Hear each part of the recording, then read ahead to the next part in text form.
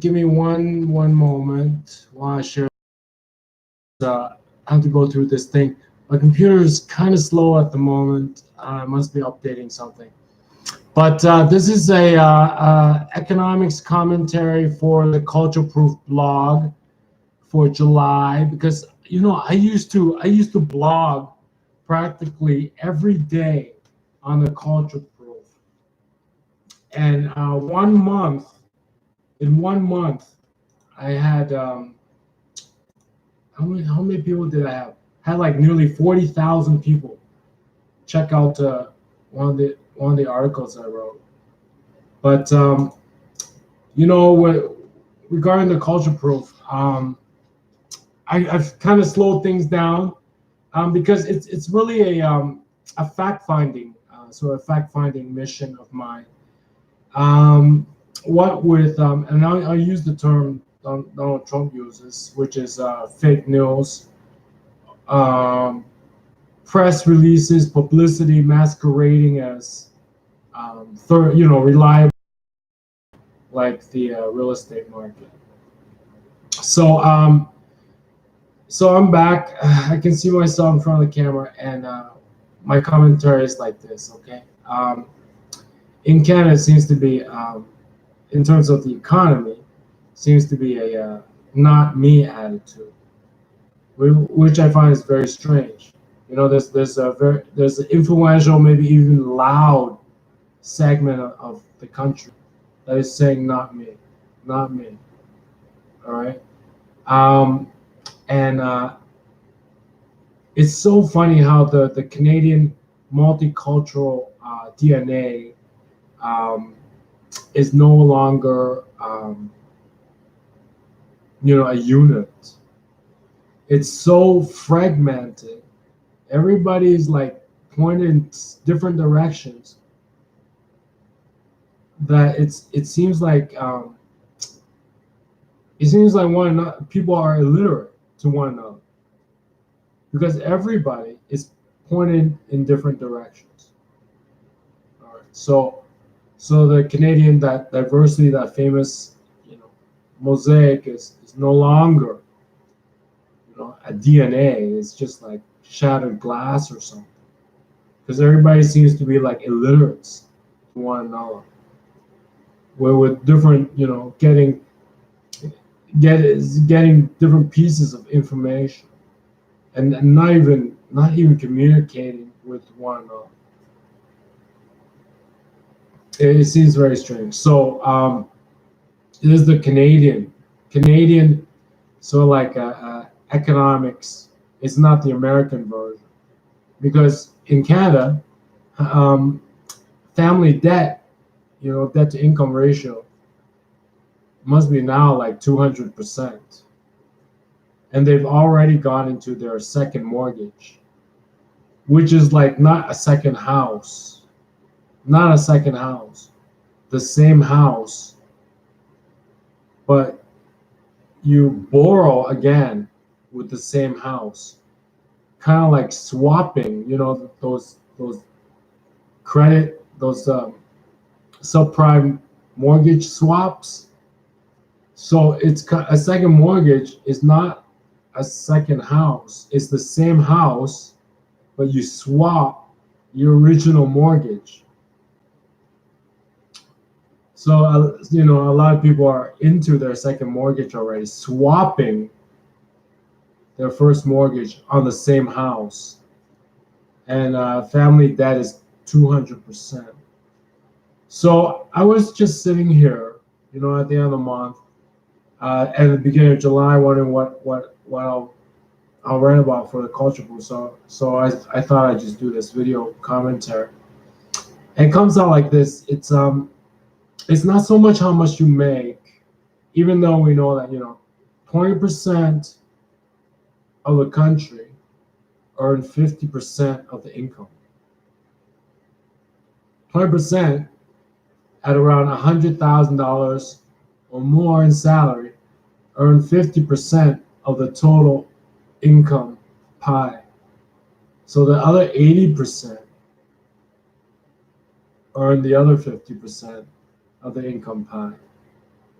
So 80% of the people got to eat half the pie. The other 20% of the people get the other half of the pie. It's very uneven.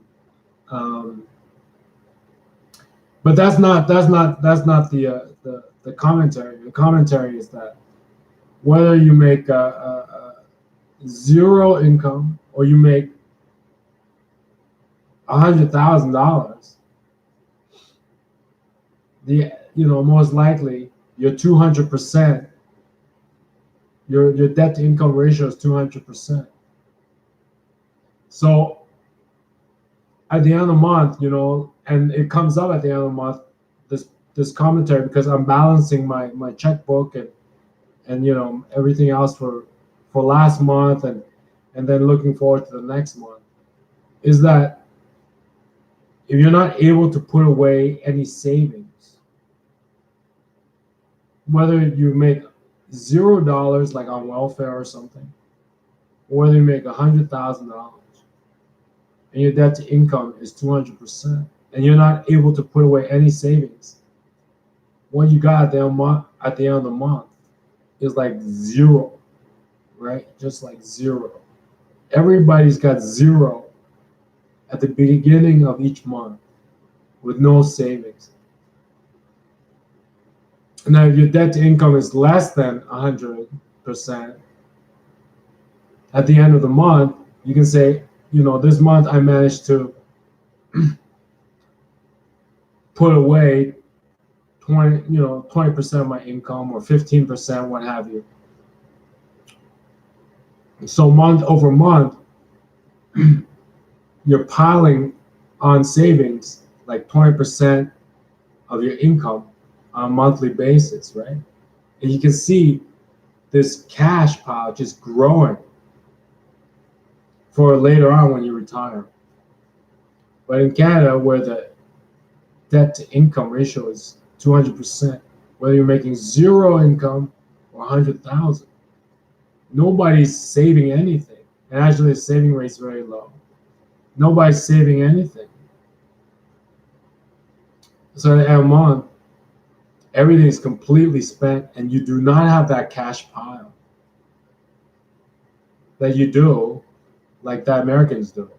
You do not have that cash pile. And so everybody is in the same boat, which is trying to find additional sources of income above what they have now. So if you make zero income and you're on welfare, you're looking for additional sources of income above maybe your Social Security. But even if you're making $100,000, your debt to income ratio is still 200%. And a month, everything is spent paying for services,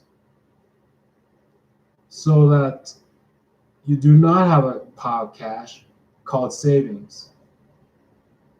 And so those people are also looking for an additional source of income above the 100,000 or so that they're earning. Everybody in Canada, whether you make zero income on welfare, Social Security, you make 100,000, your debt to income ratio is 200%. At the end of the month, you do not have that pile of cash that Americans call savings. Everything is spent, paid for services, and everyone would like additional sources of income every month. I just realized that everybody at the beginning of every month, when they balance their checkbooks and everything, is in the same boat, same situation, whether they make zero income or they're part of the 20%, because the average debt to income ratio is so high. And on top of that, A lot of people have not paid their taxes for the last maybe decade or so, to the tune of like hundreds of billions of dollars. Businesses, individuals have not paid income taxes to the tune of hundreds of billions of dollars. That is now, I think, is impossible to recoup. So the government's going to lose out, and then at the same time, no matter how much you make, like on this, on this curve up the income, everybody is looking for an extra source of income to leap off the curve. Because the debt to income ratio is 200%. What makes working profitable is that pot of cash you have at the end of the month that you call savings, right? But everybody in Canada does not have that.